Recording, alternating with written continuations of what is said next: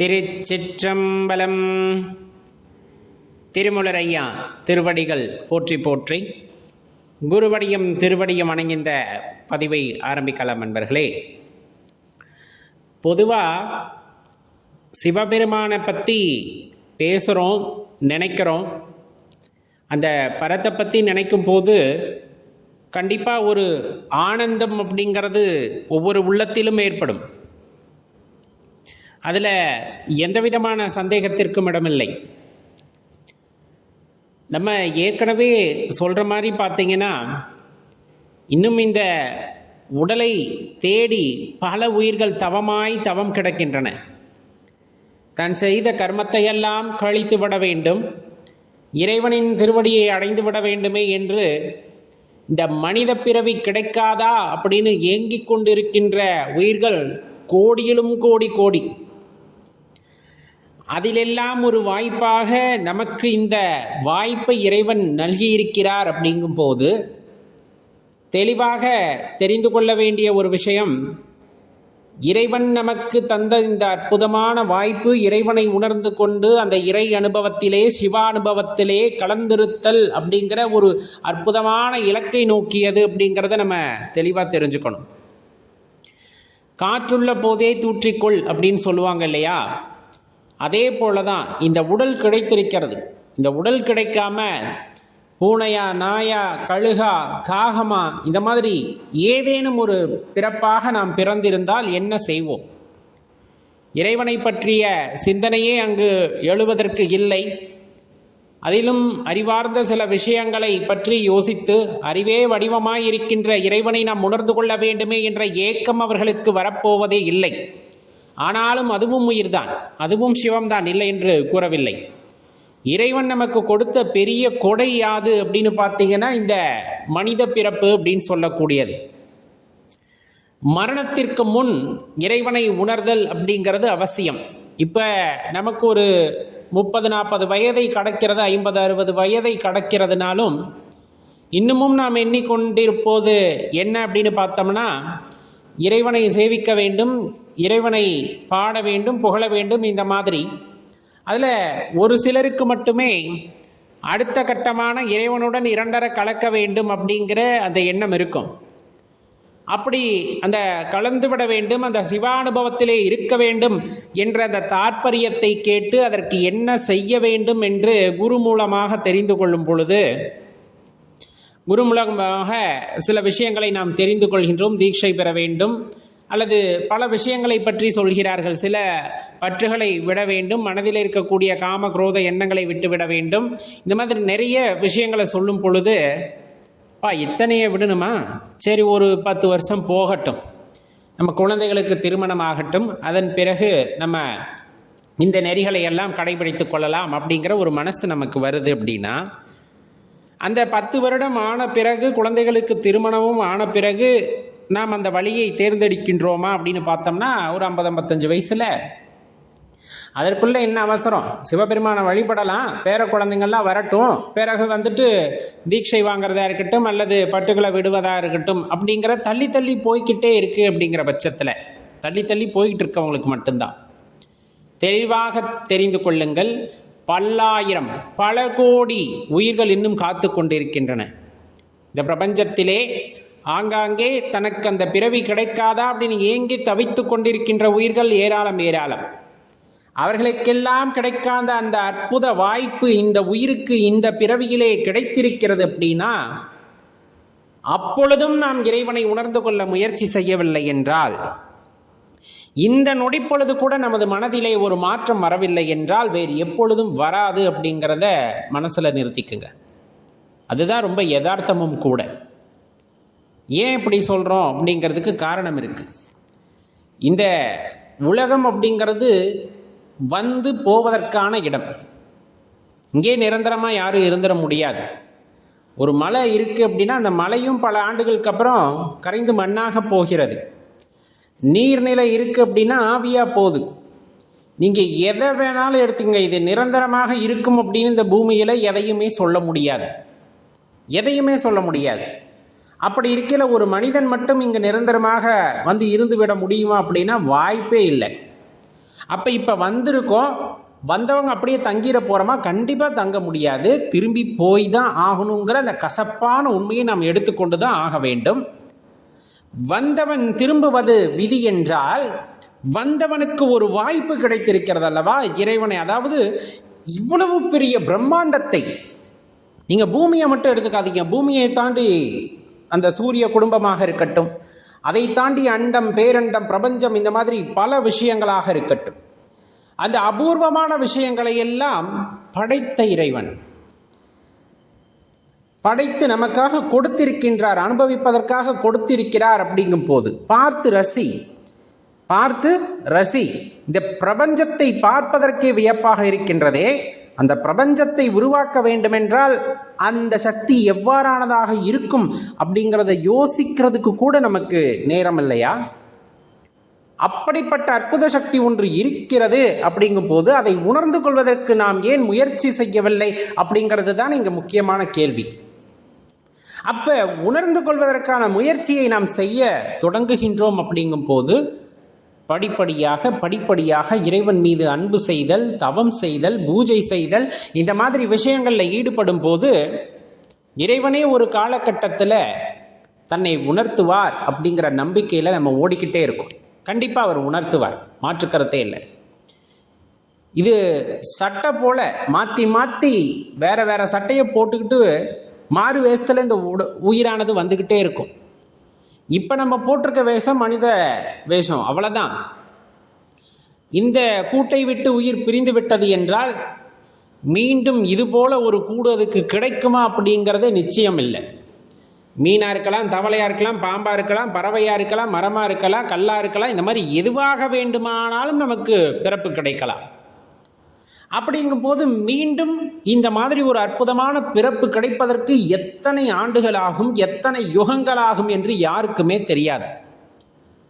யாருனாலையும் உறுதியாக கூற முடியாது. நம் மீது இறைவனின் கருணை, அந்த திருவருள் கிடைத்து சரி போ அப்படின்ட்டு இன்னொரு பிறப்பு, மனித பிறப்பு இறைவன் கொடுத்தால் ஒழிய நமக்கு இப்படிப்பட்ட அற்புதமான பிறவி கிடைக்காது என்பதை உணர்ந்து கொள்ளுங்கள். அவ்வளவு அற்புதமான பிறப்பு, அவ்வளவு அற்புதமான பிறப்பு. அப்படி ஒரு பிறப்பை நாம் எடுத்திருக்கிறோம். அப்படிங்கும் போது அதை முறையாக வாழ்ந்து அதனால் என்ன பயன் அப்படின்னு கேட்டால், அந்த இறை அனுபவத்தை உணர்ந்து அந்த அனுபவத்திலே திளைத்து அந்த சிவானுபவத்தை பெற்று அந்த ஆனந்தத்தை அனுபவிக்கின்ற அந்த நொடிப்பொழுதிற்காக ஏங்கி நெல்லுங்கள் அப்படிங்கிறத தான் அடியேன் கேட்டுக்கொள்வது. இது அடியேன் வார்த்தை அன்று, இது அடியேன் வார்த்தை அன்று, சான்றோர்கள் பல நமக்கு எடுத்து கூறுகின்ற விஷயம். இது நிதர்சனமான உண்மை. வந்தவன் போயாக வேண்டும், போனவன் வந்தாக வேண்டும். ஆனால் வருவது இந்த உடலுடன் கிடையாது, எவ்வுடலாயினும் இருக்கும். அந்த உடலானது இப்படி சிந்திப்பதற்கு ஏற்றதாக இருக்குமா என்றால் அது நிச்சயம் அன்று. அதற்கு திருவருள் கருணை புரிய வேண்டும்.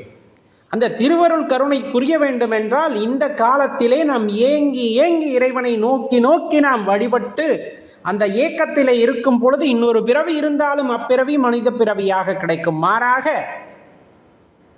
இந்த உலக இன்பங்களிலே சிக்கி கொண்டு தவிக்கும் போது உனக்கு விதிக்கானது விதிக்கப்பெற்று பின்னொரு பிறவி கிடைக்கும் எனிலும் அது மனித பிறவியாக இருக்கும் என்பது நிச்சயம் அல்ல. என சொல்லுவாங்க, ஒருத்தருடைய ஆசை, ஏக்கம், அதை பொறுத்து தான் நமக்கு ஒரு பிறவி அமைகிறது அப்படிங்கிறது. இந்த உலகத்திலே எடுத்துங்க, பல்வேறு பகுதிகளில் மக்கள் பிறந்திருக்கிறார்கள். இதுபோல இறை அனுபவத்தை உணர வேண்டும், ஞானம் பெற வேண்டும் அப்படிங்கிறவங்க எத்தனை பேர்? அதுவும் எல்லா நாடுகளிலும் அந்த அமைதி நிலவுகிறதா, அதை உணர்வதற்கான சூழ்நிலை நிலவுகிறதா அப்படின்னு கேட்டால் கிடையாது. அதிலும் ஒரு குறிப்பிட்ட சில நாடுகளில் மட்டுமே அமைதி நிலவுகிறது. இறை அனுபவத்தை உணர்ந்து கொள்வதற்கான முயற்சிகளை அவர்கள் செய்கிறார்கள். அப்படிப்பட்ட ஒரு பகுதியிலே, ஒரு அமைதியான பகுதியிலே, இறை நாட்டம் அதிகமுள்ள பகுதியிலே இறைவன் நம்மை பிறக்க வைத்திருக்கிறார். அப்படிங்கும் போதே அதே காரண காரியத்துடன் கூடியது அப்படிங்கிறத தெரிஞ்சுக்கணும். அப்போ அந்த காரண காரியம் தெளிவாக இருக்கின்ற பட்சத்திலே நாம் அதிலே பயணிக்கும் பொழுது கண்டிப்பாக சிவபெருமானுடைய அருமையை நம்மால் உணர்ந்து கொள்ள முடியும். இன்னொரு பிறவி வேணும் அப்படின்னா கொடுத்துடுவார். அது எந்த பிறவின்னு நம்மளுக்கு தெரியாது. இன்னொரு பிறவி மனித பிறவியா இருக்குமா அப்படிங்கிறது நமக்கு தெரியாது. சில பேர் நினைப்போம் இல்லையா, இன்னொரு பிறவி வேண்டும், அதுலேயும் அப்பனை வழிபடுகின்ற அந்த ஒரு தன்மையுடன் அடியேன் பிறக்க வேண்டும் அப்படின்ட்டு. அது ஒரு ஏக்கமாக இருக்கின்ற பட்சத்திலே, நம் கர்மா இன்னும் தீராத பட்சத்திலே திருவருள் கருணை இருந்தால் அதுவும் நிகழும், மாற்று கருத்தில்லை. ஆனால் ஒருவேளை வேற பிறவியாக போயிடுச்சுன்னா 84 லட்சம் பிறவியை சொல்லுவாங்க. 84 லட்சம் பிறவியில் வேற ஏதாச்சும் மனித பிறவி இல்லாமல் வந்துருச்சுன்னா ஐயனை பற்றி யோசிக்க முடியுமா? இறைவனை பற்றி சிந்திக்க முடியுமா? அப்படியே சிந்தித்தாலும் அந்த யோகம் புரிவதற்கு, தவம் புரிவதற்கான ஆற்றல உடலிலே இருக்குமா? இந்த மனுஷ பதங்க தான் எல்லாத்தையும் அடித்து சாப்பிட்ருப்பேன், அந்த மாதிரி அதையும் அடித்து சாப்பிட்டுருச்சுன்னா இன்னும் 84 லட்சம் பிறவியில் எத்தனை பிறவி மாற்று பிறவி எடுக்கிறது? அப்போ எப்போ தான் அந்த மனித பிறவி கிடைக்கும்? அப்படி மனித பிறவி கிடைத்தாலும் நமக்கு முறையாக வழிகாட்டுதல் இருக்கக்கூடிய ஒரு குடும்பத்திலே பிறக்க வேண்டும், சமுதாயத்திலே பிறக்க வேண்டும், சுற்றி இருப்பவர்கள் எல்லாம் அந்த சிவானுபவத்திலே இருப்பவர்களாக இருக்க வேண்டும், அந்த உயிரை பக்குவப்படுத்தக்கூடிய தன்மையுடையவர்களாக அங்கு இருக்க வேண்டும். இதில் எது தவறினாலும் அப்பிறவியும் வீணாக போகுமே. அப்படி இருக்கையிலே இப்படி ஒரு நல்ல வாய்ப்பு நமக்கு கிடைத்திருக்கிறது என்றால் அதை முறையாக பயன்படுத்தி கொண்டு அந்த சிவானுபவத்தை பெறுவதற்காக முயற்சி செய்ய வேண்டும். சிவானுபவத்திலே திளைத்திருப்பதற்காக முயற்சி செய்ய வேண்டும். எப்படிப்பட்ட பிறவி கிடைக்கும் என்பது நிச்சயமில்லாத ஒன்று. ஆனால் கிடைத்த இந்த பிறவி உண்மை, கிடைத்திருக்கின்ற இந்த பிறவி மிகவும் உண்மை. இதை சிவபெருமானுக்காக அர்ப்பணிப்போம். சிவானுபவத்திலே மூழ்கி இருந்து அந்த இன்பத்திலே திளைத்திருப்போம். இப்போ உலகத்துக்குள்ளே இந்த உயிர் வரும்போது ஒரு உடலை ஏற்கிறது.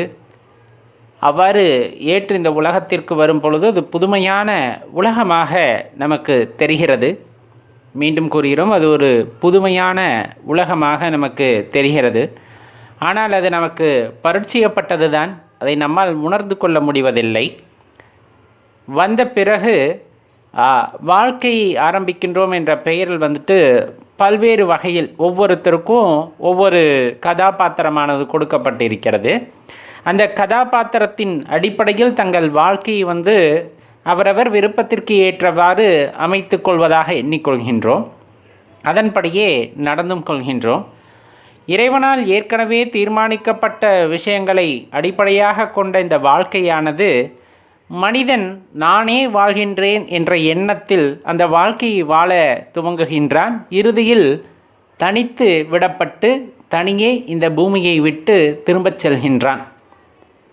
அந்த திரும்பச் செல்லும் போது இந்த நினைவுகள் யாவும் இந்த உடலிலேயே விட்டுவிட்டு அவன் மட்டும் தனியே செல்கின்றான். அப்படிங்கிறது தான் ரொம்ப முக்கியமான விஷயம். அதனால தான் மீண்டும் இந்த உலகத்திற்கு வரும் பொழுது அவனுக்கு எந்த ஞாபகமும் பெரும்பாலும் இருப்பதில்லை. புதிதாக வந்தது போன்ற ஒரு அனுபவமானது அவனுக்குள் இருக்கின்றது. இப்போ நம்ம தெரிந்து கொள்ள வேண்டிய விஷயம், தனியே வருகின்றோம், தனியே செல்கின்றோம், உடன் யாரும் வருவதில்லை, உடன் யாரும் செல்வதில்லை. இடைப்பட்ட காலத்தில் சொந்த பந்தம், நண்பர்கள், இந்த மாதிரி பல்வேறு உறவுகள் நம்மை சூழ்ந்திருக்கின்றன. அப்படி சூழ்ந்திருக்கும் போதிலும் சில பேர் தனிமையை விரும்புவார்கள். சில பேர் எப்போவுமே அவர்களுடன் சேர்ந்திருக்க வேண்டும் அப்படின்னு விரும்புவார்கள். அது அவரவர் விருப்பம். இருந்தாலுமே தனிமையாக செல்லும் பொழுது ஏதேனும் ஒரு வழி உண்டாகக்கூடும். அது பக்குவமடையாதவர்களுக்கு அது பெரிய வழியாக இருக்கும். அனைத்தையும் விட்டுவிட்டு செல்கின்றோமே, கோடி கோடியாக சம்பாரித்தேன், நிறைய உறவுகளை சம்பாரித்தேன், எல்லாத்தையும் விட்டுட்டு நான் போகிறேனே, நான் போனால் இவங்கெல்லாம் என்ன பண்ணுவாங்களோ அப்படிங்கிற நினைவு அவர்களை வாட்டி துயரப்படுத்தும். அப்போ துயரப்படுத்த அந்த நேரத்தில் பார்த்திங்கன்னா அந்த உடலை விட்டு உயிரானது பிரிகிறது. அப்படிங்கும் போது அது வலி மிகுந்ததாக அவர்கள் உணர்கிறார்கள். ஆனால் உண்மையில் அதுவா அப்படின்னு கேட்டால் கிடையாது. அப்படிங்கிறது தான் உலகத்தோட யதார்த்தம். ஒருவர் நம்மை விட்டு பிரிகிறார் அப்படிங்கும்போது அது தற்காலிகமாக ஒரு வலியை ஏற்படுத்தும் இங்கு இருப்பவர்களுக்கு. மாறாக அது வாழ்க்கை முழுவதும் ஒரு பெரிய வலியை எல்லாம் ஏற்படுத்த போவது இல்லை. ஏனென்றால் அவர்களுக்கான கடமை, அவர்களுக்கான வாழ்க்கையை இறைவன் தீர்மானித்திருப்பார். என்னென்ன அப்படிங்கிறது அவர் தீர்மானித்திருக்கிறார் அல்லவா, அதை அவர்கள் மீண்டும் வாழ வேண்டுமே. அதற்காக அவர்கள் பணியை கட்டாயமாக பார்ப்பார்கள். அதில் எந்த மாற்று கருத்தும் இல்லை. ஆனால் நாம் என்ன எண்ணிக்கொள்கின்றோம், நான் இல்லை என்றால், இந்த வார்த்தை நான் இல்லை என்றால் இங்கு எதுவுமே நடக்கப் போவதில்லை, நான் விட்டு சென்றால் என்ன ஆவார்களோ. இது அறியாமையின் உச்சம் அப்படிங்கிறத தெளிவாக தெரிந்து கொள்ள வேண்டும். அதனால் இதுக்கு என்ன பண்ணலாம் அப்படின்னா, வாழும்போது தனித்திருக்க பழக வேண்டும். வாழும்போது தனித்திருக்க பழக வேண்டும். அதாவது சொந்த பந்தங்களோடு கூடி இருந்தாலும் இந்த உடலுக்குள் இருக்கின்ற அந்த அற்புதமான ஆன்மா, அந்த உயிர், இது எத்தன்மையது அப்படிங்கிறத உணர்ந்து கொள்வதற்கு நாம் தனித்திருக்க வேண்டும். தனித்திருந்து அதோட அருமையை உணர்ந்து கொள்ள வேண்டும். அது ரொம்ப முக்கியமான விஷயம். அது எல்லோருமே செய்ய முடியுமா அப்படின்னா, முயற்சி செய்தால் அது சாத்தியமாகும். தனித்திருந்து இறைவனை பற்றிய நினைவிலிருந்து உள்ளிருக்கக்கூடிய அந்த அற்புதமான சக்தியை பற்றி எண்ணிக்கொண்டே இருக்கும் பொழுது, நமது மூச்சை கவனித்து கொண்டே இருக்கும் பொழுது, அன்பின் உருவமாக நீங்கள் மாறும் பொழுது உள்ளவற்றை நம்மால் அறிந்து கொள்ளவும் முடியும் அப்படிங்கிறதான் நம்ம பெரியவங்க நம்மளுக்கு தெளிவாக எடுத்து கூறியிருக்கிறார்கள். அதே சமயம் பார்த்திங்கன்னா, இப்போ ஒரு நாளைக்கு நம்ம சாப்பிடலை அப்படிங்கும்போது பரவாயில்ல, நம்மளால் அதை சமாளித்து கொள்ள முடியும். நல்ல ஓரளவுக்கு தூக்கம் வரும். ஈரத்துணியை வயிற்றில் கட்டிக்கிட்டுனாச்சு தூங்கிடுவாங்க. ஆனால் ஒரு 2 நாள் 3 நாள் ஆக பசி எடுக்குதுன்னா தூக்கம் சரியாக வராது. சில பேர்த்துக்கு நாளே தூக்கம் வராது. நல்ல ஆடம்பரமாக வாழ்ந்திருக்கிறார்கள் அப்படிங்கும்போது இரவு நேர உணவு எடுத்துக்கொள்ளவில்லை என்றால் தூக்கம் வராது. அப்படி ஒரு விதமான அசதி உடலில் காணப்படும். அப்படியே வயிற்றை கிள்ற மாதிரியான உணர்வு, அதனால் தூக்கம் வராது. அப்போ அது ஒரு ஏக்கம். எனக்கு இந்த உடலுக்கு உணவு வேண்டும் அப்படிங்கிற ஏக்கத்தின் காரணமாக அந்த தூக்கமானது நமக்கு வருவதில்லை. அதே போல தான் அந்த மனதில் ஒரு ஏக்கம் இருக்கும் பொழுது பசித்திருத்தல் அப்படின்னு சொல்லுவோம் இல்லைங்களா, அப்படி ஒரு பசி அங்கே உடலில் இருக்கணும். இறைவனை பற்றிய தேடுதலில் இறைவனை உணர்ந்து கொள்ள வேண்டும், இறைவனை அறிந்து கொள்ள வேண்டும் என்ற அந்த வேட்கை, அந்த பசியானது நமக்கு இருக்கும் பொழுது நம்மளுக்கு கண்டிப்பாக அப்பயுமே உறக்கம் வராது. அதாவது உள்ளிருக்கக்கூடிய அந்த ஆன்மா உறங்கும் நிலைக்கே செல்லாது, அறியாமையால் சூழப்படாது. எப்படியாவது கண்டிப்பாக அந்த இறைவனை உணர்ந்து கொள்ள வேண்டும் என்ற வேட்கையில் அது உறங்காமல் இருந்து உள்ளே தேட ஆரம்பிக்கும். கடுமையான பயிற்சிகளை செய்ய வேண்டும் அல்லது நிறைய விஷயங்களை செய்து தேட ஆரம்பிக்கும். ஏதேனும் ஒரு விஷயத்தை நாம் கொள்கையாக கொண்டு விட்டால் அந்த கொள்கையை முடிக்கும் வரையிலும் இறைவனின் துணையுடன் நாம் தொடர்ந்து முன்னேறும் போது அக்காரியமானது நிறைவு பெறும். அதே போல்தான் இறைவனை பற்றிய தேடுதலிலும் இறைவனையே நீங்கள் உள்ளே தேட வேண்டும் என்று நினைத்தாலும் அது சாத்தியமே. இறைவனோட அந்த அனுகிரகத்தால் அவர் துணை இருக்கும்போது கண்டிப்பாக அது சாத்தியமாகும். அதில் எந்த மாற்று கருத்துமே இல்லை. தொடர்ந்து தேடுங்கள் என்று சொல்கின்றோம். எதை தேடுவது என்று தெரியாமலே தேடிக்கொண்டிருக்கின்றோம் அப்படின்ட்டு சில பேர் சொன்னாங்க. ஒரே ஒரு விஷயந்தான் நம்ம தெளிவாக தெரிந்து கொள்ள வேண்டியது, இந்த உலகத்தில் எதுவுமே வெளிப்படையான விஷயங்கள் அல்ல. நாம் பார்ப்பது எல்லாம் வெளிப்படையான விஷயங்கள் அல்ல. சூட்சமமாக மறைபொருளுடன் கூடிய எல்லா விஷயங்களையும் தான் நாம் பார்த்து கொண்டிருக்கின்றோம். முதல்ல பெரியவங்க சொல்லும்போது உடலின் இயக்கங்களை முதலில் கவனிக்க கற்றுக்கொள்ளுங்கள் அப்படின்னு தான் சொல்லுவாங்க. இதய துடிப்பு, உள்ள இரத்த ஓட்டம் எப்படி இருக்கும் அப்படிங்கிறதெல்லாம் நம்ம கற்பனை தான், வேறு எதுவும் இல்லை. ஆரம்ப காலகட்டத்தில் அப்படியே கவனித்து பழகும் பொழுது மூச்சு அப்படிங்கிறது ஒரு மிகப்பெரிய சக்தி. அதையும் கவனிக்க கற்றுக்கொண்டால் கண்டிப்பாக அடுத்தடுத்த விஷயங்கள் நமக்கு புரிய வரும் அப்படின்ட்டு குறிப்பிடுவாங்க. அதை அனுபவபூர்வமாக உணரும் பொழுது அதை சொல்வதற்கு வார்த்தையே இருக்காது. அதனால தான் முயற்சி செய்யுங்க அப்படின்னு சொல்கிறோம். நம்ம இப்போ சொன்னோம், அந்த பசித்திரு அப்படின்னா ஒரு வேட்கை. நீ அடைய வேண்டும் என்ற விஷயத்தை அடையும் வரையிலும் விடாதே, தொடர்ந்து முன்னேறு, கண்டிப்பாக அது கிடைக்கும் அப்படின்ட்டு. இதை சொல்வதற்கான காரணம் இருக்கிறது. அதையும் இந்த காணொளியில் கடைசியாக இதை சொல்வதற்கும் காரணம் இருக்கிறது. கண்டிப்பாக இந்த காணொளியை முழுமையாக பார்க்கிறீர்கள் அப்படிங்கும்போது அடியேன் ரொம்ப கொடுப்பனசாலி. உங்களை மாதிரி நபர்களை நான் பெற்றிருத்தல் அப்படிங்கிறது, இறைவனை மன்னிக்கவும், அடியேன் பெற்றிருக்கிறேன் அப்படிங்கும்போது அது ரொம்ப பாக்கியம் செய்திருக்கிறேன் இறைவனின் கருணையால் அப்படின்னு தெரிந்து கொள்ள வேண்டும். ஏன்னா இந்த நம்ம பூமி நம்ம சாமி நம்மளோட சேனல் ஆரம்பித்து அதில் ஒரு 15 லட்சம் சந்தாதாரர்கள், அதாவது சப்ஸ்கிரைபர்னு சொல்லக்கூடியவங்க, அதே போல் நம்ம சிவபித்தன் அப்படிங்கிற இந்த சேனல் ஆரம்பித்து ஒரு 1,20,000 மேலே சந்தாதாரர்கள். இது எல்லாம் சாதாரண விஷயமானா இறைவன் நான் கேட்டுக்கொண்டதால் எனக்கு அளித்த வரம், அவ்வளோதான். அது என்ன அப்படின்னு நிறைய பேர்த்துக்கு சொல்லணும்னு எனக்கு ஆசை, நிறைய பேர்த்துக்கு சொல்லணும்னு ஆசைப்படலாம். ஆனால் எல்லாத்துக்கும் ஆசைப்படாதீங்கன்னு சொல்லிட்டு நானே ஆசைப்பட முடியுமா? முடியாதில்ல, கண்டிப்பாக அது எனக்கு இல்லை. ஆனால் இந்த நேரத்தில் அந்த 15 லட்சம் பேரும் இதில் ஒரு 1 லட்சம் பேரும் இதில் இருந்தால் குறைந்தபட்சம் அது இல்லாமல் பார்த்தவர்களும் நிறைய பேர் இருந்திருப்பாங்க. அவங்களெல்லாம் பார்த்தா கண்டிப்பாக அவங்களோட பொற்பாதங்களை வந்துட்டு நீரால் சுத்தப்படுத்தி அவர்களுக்கு பாத பூஜை செய்ய வேண்டிய கட்டாயத்தில் இருப்பது அடியேன். சாதாரணமாக நான் இதை கூறவில்லை, முழு மனதுடன் நான் கூறுகிறேன். அவ்வளவும் நான் கடமைப்பட்டவனாக என்று இருக்கின்றேன். குறைந்தது ஒரு 9 வருடங்களுக்கு முன்னால் ஒரு சிவாலயத்திற்கு சென்ற பொழுது இறைவன் என் மனதிலே ஏதோ ஒரு ரூபமாக ஏதோ ஒன்றை உணர்த்தி கொண்டே இருந்தார். என்னால் இப்போவுமே அதை என்னன்னு தெரிஞ்சுக்கவும் முடியல, உணர்ந்துக்கவும் முடியலை. அது ஒரு சின்ன குன்றின் மீது மலை, மேலே போனால் ரொம்ப சிதிலமடைந்த கோவில். இன்றைக்கி தமிழ்நாட்டில் நீங்கள் அந்த மாதிரி கோவிலை தான் நிறைய பார்க்க முடியும்.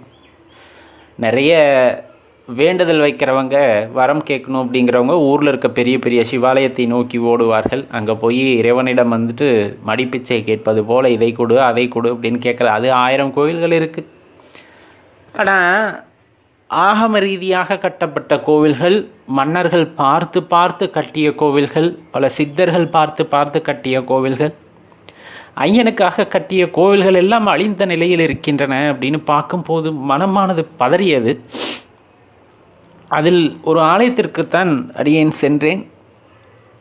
அப்போது இன்னும் அப்படிப்பட்ட நிலையிலெல்லாம் நான் இல்லை. ஒரு கோவிலை புனரமைக்கக்கூடிய நிலையிலெல்லாம் அந்த வாய்ப்புகள் இல்லாவிட்டாலும் கூட அந்த ஆலயத்தை எப்படியாவது மீட்டு விட முடியாதா அப்படிங்கிற ஒரு எண்ணம், ஏனென்று தெரியவில்லை, அப்படி ஒரு எண்ணமானது அடியேன் மனதில் தோன்றியது.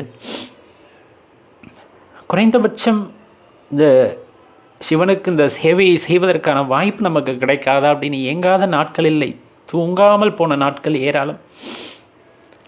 கையில் பொருளாதார வசதியும் கிடையாது.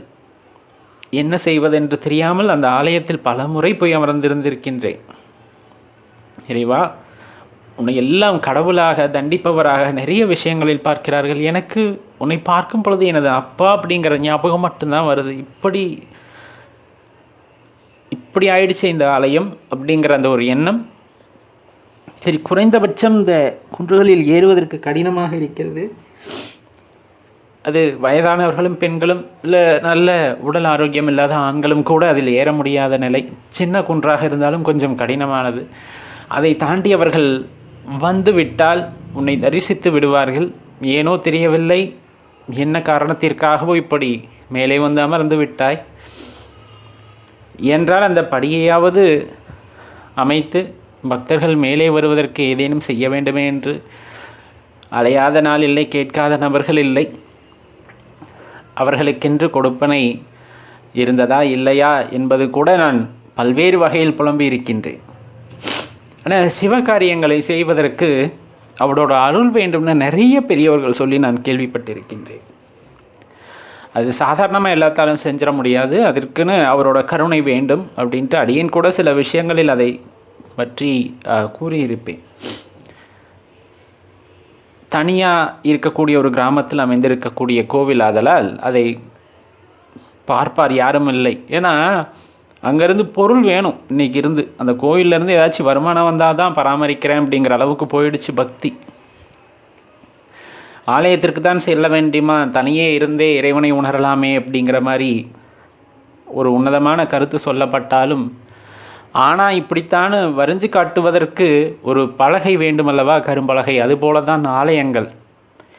இறைவனை பற்றி உணர்ந்து கொள்வதற்கு முதலில் அந்த ஆலயங்கள் ரொம்ப முக்கியம். அதை ஏனோ தெரியல, பணம் சம்பாதிக்க வேண்டும் என்ற எண்ணத்தில் ஓடுகின்ற மனிதர்களுக்கு அது புரிவதில்லை. சரி, அதெல்லாம் தாண்டி இறைவனிடம் வேண்டிக் கொண்டு அப்படி மன்றாடி ஏதேனும் கிடைத்து விடாதா, செய்துவிட முடியாதான்னு பல போராட்டங்கள். அந்த போராட்டங்களை எல்லாம் கடந்து அப்புறம்தான் இந்த ஒரு வாய்ப்பானது இறைவனால் கொடுக்கப்பட்டது. இணையதளத்தின் மூலமாக, இந்த யூடியூபின் மூலமாக நமக்கு கை கொடுத்தார். இதில் வந்துட்டு நிறைய பார்வையாளர்கள் நம்ம சேனலை வந்துட்டு தொடர்ந்து அங்கீகரித்தார்கள். ஆரம்ப காலகட்டத்தில் பக்குவம் இல்லாத மனது, ஆன்மீகத்தை பற்றி நமக்கு என்ன தெரியுமோ அதையெல்லாம் பேசினோம். அதில் சிறு சிறு பிழைகள் இருந்தது. அந்த பிழைகளையும், ஏன்னா அனுபவம் தானே வாழ்க்கை. ஆரம்பத்தில் நம்ம என்ன புரிந்து கொண்டிருக்கிறோமோ அதெல்லாம் இல்லை அப்படிங்கிறது காலப்போக்கில் தான் தெரிய வரும். அந்த மாதிரி தொடர்ந்து கொடுத்த ஆதரவின் காரணமாக இன்று நாம் நினைத்தவாறு அந்த ஆலய திருப்பணியில் ஒரு பகுதியை நீங்கள் எல்லாம் செய்து முடித்திருக்கிறீர்கள். அவ்வளவுதான் நான் சொல்கிறது. இதில் அடியேனுக்கு எந்த பங்கும் இல்லை. இதை மனதார நான் கூறுகின்றேன். இந்த இடத்துல நான் என்ற அகங்காரமோ இல்லை இறைவனை செய்து கொண்டார் அப்படிங்கிற மாதிரி கூட எனக்கு தோணலை. நீங்கள் இல்லைன்னா இது சாத்தியமே இல்லை அப்படிங்கிறது மட்டும் என்னால் தெளிவாக தெரிந்து கொள்ள முடிகிறது. நல்ல உள்ளங்கள் எங்கே இருந்தாலும் அவர்கள் அந்த ஆலயத்தை நல்லபடியாக கொண்டு வரணும்னு நினச்சாங்கனாலே அது நல்லபடியாக மீண்டு வரும் அப்படின்னு சொல்லுவாங்க. பார்த்த எல்லா பார்வையாளர்களின் மூலமாக இறைவன் அந்த ஆலயத்தில் இந்த திருப்பணி நடக்கணும் அப்படிங்கிறத எண்ணம் கண்டாரோ என்னவோ தெரியவில்லை. உங்களின் மூலமாக நீங்கள் பார்த்த காணொளிகளின் வாயிலாக வந்த வகையில் நம்ம இந்த ஆலய திருப்பணியில் ஒரு சின்ன பகுதியை செய்திருக்கின்றோம். எல்லா பக்தர்களும் மலை மேல் சென்று, அதாவது குன்றின் மேல் சென்று இறைவனை தரிசிப்பதற்கான அந்த வாய்ப்பை இப்போ ஏற்படுத்தி கொண்டு இருக்கின்றார் இறைவன் உங்கள் மூலமாக. இனி இந்த ஆலயம் படிப்படியாக மீண்டு எழ வேண்டும். மீண்டு எழுந்து பெரிய அளவில்னா என்ன, நிறைய பக்தர்களை அந்த இடத்தில் ஈர்த்து அந்த பக்தர்களுக்கு அருள்பாலித்து அவர்கள் யார் என்பதை இறைவன் அவர்களுக்கு உணர்த்த வேண்டும் அப்படிங்கிறது தான் அடியேனோட சிறிய விண்ணப்பம். அது நிறைவேறும். அது காலத்தின் கட்டாயமாக இருப்பின் கண்டிப்பாக நடைபெறும். நம்ம ஆசைப்படுவதற்கு எதுவும் இல்லை என்றாலும் அப்பனை அந்த கோலத்தில் எங்குமே பார்க்க முடியவில்லை நிறைய இடங்களில். ஏன் அப்படின்ற கேள்வி இன்னும் மனதுக்குள்ளே ஒரு உறுத்தலாக இருந்தாலும், தனி நபரால் எதுவும் செய்ய முடியுமா அப்படின்னா கண்டிப்பாக தனிநபராக இருந்தால் எதையும் செய்ய முடியாது. நம் வைராக்கியம் கொள்ளலாம், அதற்கான வழியை இறைவன் ஏற்படுத்தி தருவார். ஆனால் ஒரு குழுவாக இருந்து செயல்பட்டால்தான் இது சாத்தியம் அப்படிங்கிறத உங்கள் மூலமாக இறைவன் எனக்கு தெரியப்படுத்தினார். நாம் எல்லாம் இணைந்து செய்த சின்ன திருப்பணி அப்படிங்கிறத தான் இதை நம்ம கூற முடியும். அந்த படி அமைத்ததே அப்படிங்கிற அந்த விஷயத்தை எல்லாமே உங்களுக்கு உரித்தாக்குகின்றோம். கண்டிப்பாக இந்த மாதிரி ஏதேனும் அருகில் உங்கள் கண்ணில் சிவாலயம் பராமரிப்பு இல்லாமல் படுது அப்படிங்கும்போது குறைந்தபட்சம் அந்த ஆலயங்களில் சென்று ஒரு விளக்கு ஏற்றுங்கள் போதும். அந்த ஆலயமானது மீண்டு வரும். அந்த ஆலயம்னா வழிபாடு மட்டும் கிடையாது, அதை சார்ந்து பல விஷயங்கள் இருந்திருக்கின்றன முன்னாடியெல்லாம். அது ஒரு சின்ன சின்ன வியாபாரமாகட்டும், அல்லது அந்த ஆத்ம ஞானத்தை தேடி அந்த இடத்திற்கு வருகின்ற புண்ணியவான்களாக இருக்கட்டும், அவர்களோட பொற்பாதம் அங்கு பட்டிருக்கும். இல்லை பெரிய பெரிய அரசர்களோட அந்த பொற்பாதங்கள் அங்கு பட்டிருக்கும். இந்த மாதிரி நிறைய சிறப்புகளுடையதாகத்தான் இருக்கும். இன்று அழிந்த நிலையில் இருக்கக்கூடிய பல கோவில்கள் அதை யாரேனும் முன் சென்று புனரமைக்கிறார்கள் அப்படிங்கும் போது கண்டிப்பாக அது இறைவனோட அருட்கடாட்சமாக இருக்கும். அதில் நீங்களும் ஒருவராக இருக்க முடியும். அந்த மனசில் அந்த நம்பிக்கை தான் வேண்டும். நம்மால் முடியுமா, பிறர் செய்யட்டுமே அப்படின்னு இல்லை. நீங்கள் முயற்சி செஞ்சீங்கன்னா உங்கள் பின்னாடி இருந்து இறைவன் இயக்குவார். அதை நீங்கள் உண்மையாக உணர முடியும் நண்பர்களே. அதனால் இந்த வாய்ப்பு அப்படிங்கிறது இறைவனால் கொடுக்கப்பட்டது. இந்த வாய்ப்பில் கலந்து கொண்ட அத்தனை நபர்களுக்கும் நான் நெஞ்சார்ந்த நன்றியை கூற கடமைப்பட்டிருக்கின்றேன். என் குரு திருமூலர் ஐயாவும், அதே போல் அகத்தீசதாசன் ஐயாவும், லலிதாம்பிகை அம்மாவும் சில நேரங்களில் நான் தளரும் போதெல்லாம் சூட்சமமாகவோ நேரடியாகவோ எனக்கு ஆறுதல் கூறி இதெல்லாம் கடந்து போகும் அப்படிங்கிறத உணரச் செய்து அடுத்தடுத்த நிலைகளுக்கு முன்னேறுவதற்கு ஒரு தூண்டுகோலாய் இருந்திருக்கிறார்கள். அதே போல் உங்களுக்கும் இருந்து இன்னும் பல சிவாலயங்களை மீட்டு மீண்டும் பழைய நிலைக்கதை வழிபாட்டிற்கு கொண்டு வர வேண்டும் அப்படிங்கிறது தான் என்னோட இந்த ரொம்ப தாழ்மையான வேண்டுகோள். மீண்டும் அனைவருக்கும் நன்றியை கூறிக்கொள்கின்றேன்.